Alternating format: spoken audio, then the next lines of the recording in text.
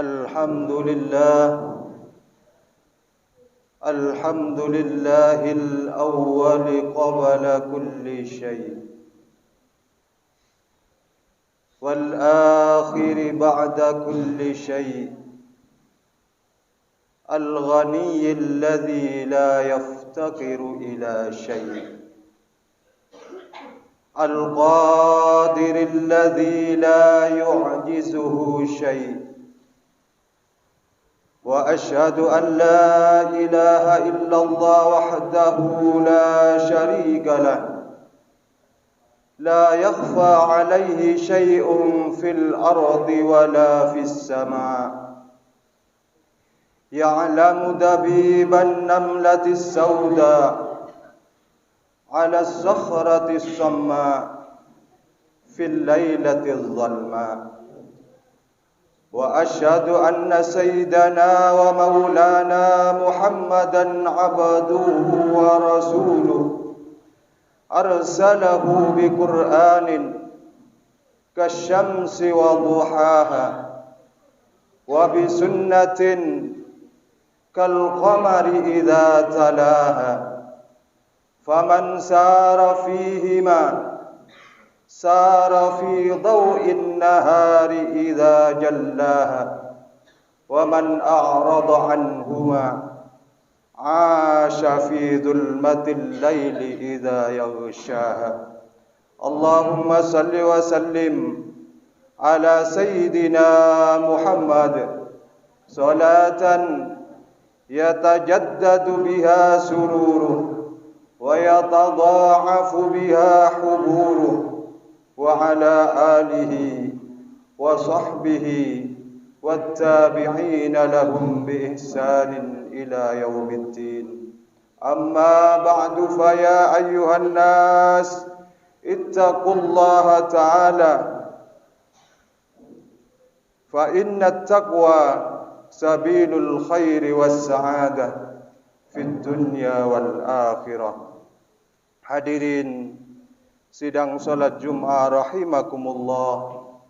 Marilah dalam kesempatan yang berbahagia ini kita kembali meningkatkan kualitas keimanan dan ketakwaan kita kepada Allah Subhanahu wa taala dengan cara imtithalu awamirillah, menjalankan segala yang diperintahkan oleh Allah Subhanahu wa taala, wajtinabun nawahihi, dan menjauhi segala larangan-larangan Allah Subhanahu wa taala.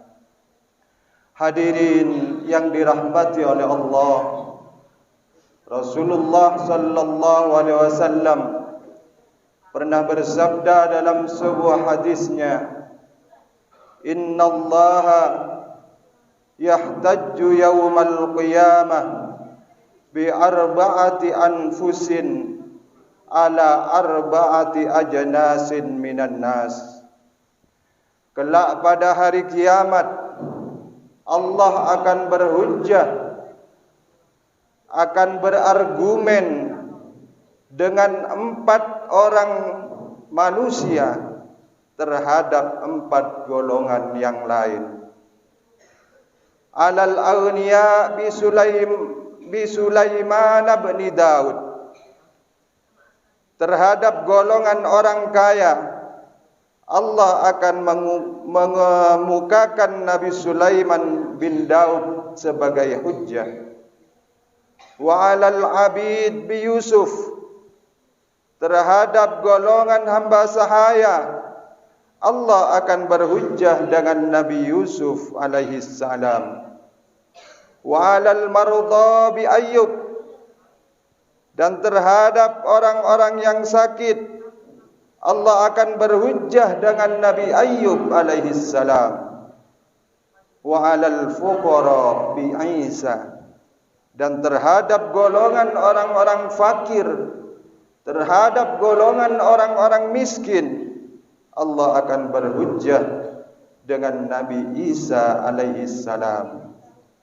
Hadirin yang dimuliakan oleh Allah, kelak di akhirat Allah Subhanahu wa taala akan berhujjah dengan Nabi Sulaiman bin Daud terhadap golongan orang-orang yang kaya.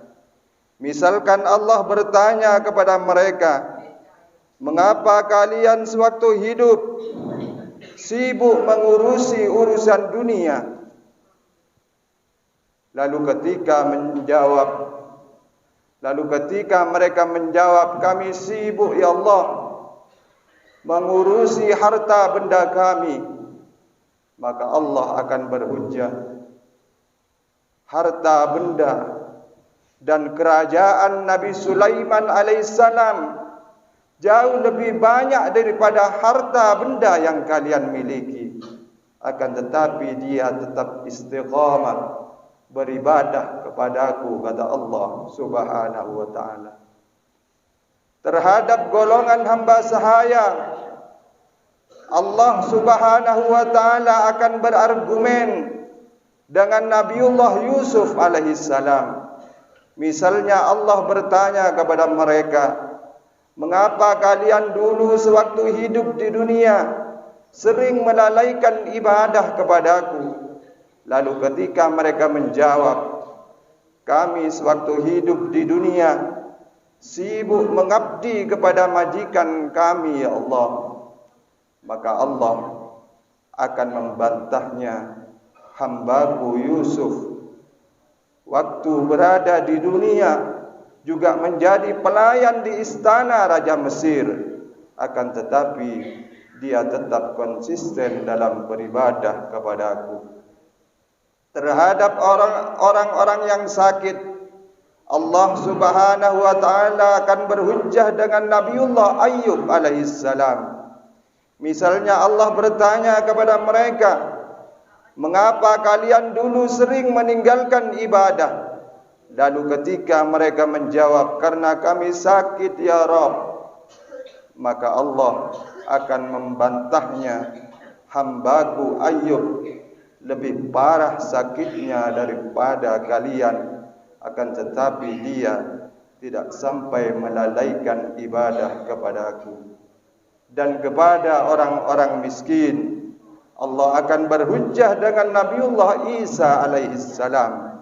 Misalnya Allah bertanya kepada mereka, "Mengapa dulu kalian sering meninggalkan ibadah?" Lalu ketika mereka menjawab, "Karena kami dihimpit kefakiran dan kesulitan ekonomi," maka Allah akan berhujjah, "Hambaku Isa adalah orang yang paling miskin di dunia, tapi dia tetap istiqamah dalam beribadah kepadaku," kata Allah. Hadirin yang dimuliakan oleh Allah, dari keterangan hadis barusan kita dapat mengambil suatu hikmah bahwa sebaik dan seburuk apapun ujian yang menimpa kita di dunia ini, jangan sampai melalaikan kita untuk beribadah kepada Allah Subhanahu wa ta'ala. Allah Subhanahu wa ta'ala telah menjelaskan dalam Al-Quran bahwa tujuan Allah menciptakan jin dan manusia adalah untuk beribadah kepadanya. "Wa ma khalaqtul jinna wal insa illa liya'budun." Tidaklah aku ciptakan jin dan manusia melainkan untuk beribadah kepadaku, kata Allah Subhanahu wa ta'ala. Dan Allah Subhanahu wa ta'ala juga menjelaskan dalam Al-Quran bahwa ujian dalam kehidupan ini tidak hanya berbentuk keburukan, semacam ditimpa bencana, ditimpa rasa sulit dan rasa sakit, melainkan pula bisa berbentuk kebaikan, semacam diberikan kemudahan, kekayaan dan kemuliaan. Wa nabluukum bisyarri wal khairi fitnah wa ilaina turja'un. Dan kami akan menguji kalian dengan keburukan dan kebaikan, dan kepada kami kalian semua akan dikembalikan. Hadirin yang dimuliakan oleh Allah, mudah-mudahan kita semua tergolong hamba Allah yang sa'idun fid dunya wa sa'idun fil akhirah. Inna sanal kalam wa bayanal nizam kalamullahil malikil allam dzil jalali wal ikram. Wallahu subhanahu wa ta'ala yaqulu wa biqawlihi yahtadil muhtadun. A'udzu billahi minasy syaithanir rajim. Wal 'asri innal insana lafi khusr إلا الذين آمنوا وعملوا الصالحات وتواصوا بالحق وتواصوا بالصبر. بارك الله لي ولكم في القرآن العظيم ونفعني وإياكم بما فيه من الآيات والذكر الحكيم وتقبل مني ومنكم تلاوته إنه هو السميع العليم. أقول قولي هذا وأستغفر الله العظيم لي ولكم ولسائر المسلمين ويا فوز المستغفرين ويا نجاة التائبين. اللهم صل وسلم وزد وأكرم وتفضل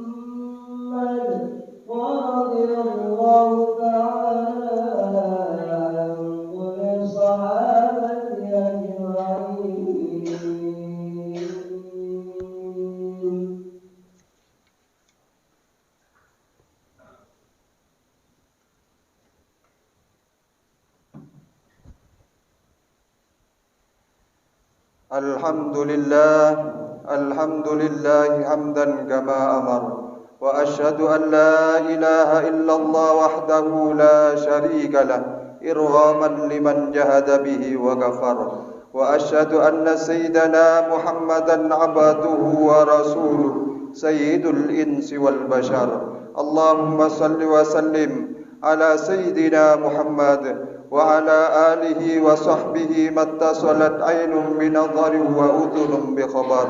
أما بعد فيا أيها الناس اتقوا الله تعالى وذروا الفواحش ما ظهر وما بطن وحافظوا على الطاعة وحضور الجمعة والجماعة واعلموا أن الله أمركم بأمر بدا فيه بنفسه وثنى بملائكة قدسه فقال تعالى ولم يزل قائلا عليما إن الله وملائكته يصلون على النبي يا أيها الذين آمنوا صلوا عليه وسلموا تسليما.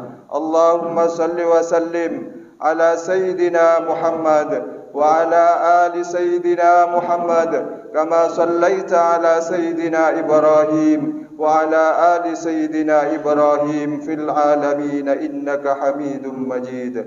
اللهم وارض عن الخلفاء الراشدين الذين قضوا بالحق وكانوا به يعدلون أبي بكر وعمر وعثمان وعلي وعن الستة المتممين للعشرة الكرام وعن سائر أصحاب نبيك أجمعين وعن التابعين وتابع التابعين ومن تبعهم بإحسان إلى يوم الدين. اللهم لا تجعل لأحد منهم في عنقنا ظلاما ونجنا بحبهم من أهوال يوم القيامة. اللهم أعز الإسلام والمسلمين وأهلك الكفرة والمشركين وأعل كلمتك إلى يوم الدين. اللهم آمنا في دورنا وأصلح ولاة أمورنا واجعل اللهم ولايتنا في من خافك واتقاك. اللهم اغفر للمسلمين والمسلمات والمؤمنين والمؤمنات الأحياء منهم والأموات برحمتك يا واهب العطيات.